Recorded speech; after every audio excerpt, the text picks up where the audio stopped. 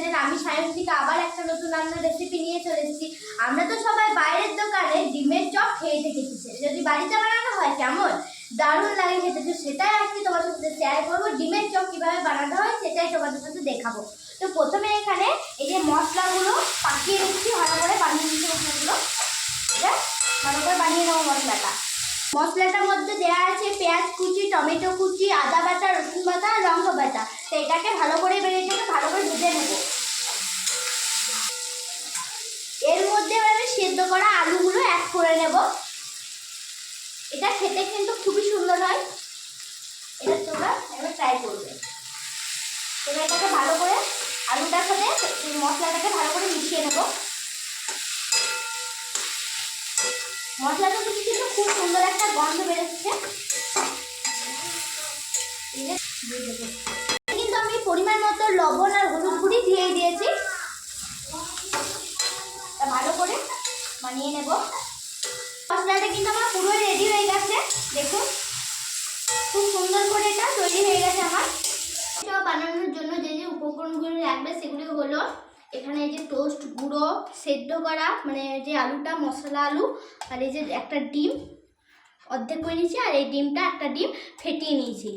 আমরা ডিমের চপ বেশি করবো না, কারণ যেহেতু আমাদের বাড়ির সবাই পোলট্রির ডিম খায় না, তার জন্যই। তো চলুন এগুলো ভালো করে বানিয়ে নেব। এটা আমি বানাচ্ছি, এরকমভাবেই বানাতে হবে। এই যে এমনিভাবে এগুলো বানাতে হয়। এগুলো খেতে কিন্তু খুবই সুন্দর লাগে।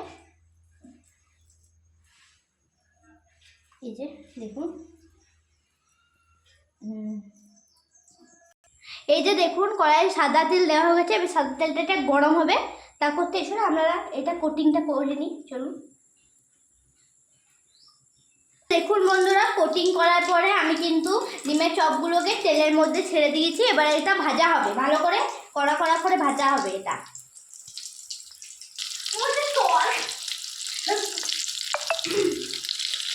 এই যে দেখুন কত সুন্দর এগুলো। দেখুন বন্ধুরা, এটা কিন্তু আমাদের পুরো রেডি হয়ে গেছে। এবার এটা আমি হালকা করে তুলে নেবো আস্তে আস্তে। এই দেখুন কত সুন্দর করে ভাজা হয়ে গেছে এটা। এই যে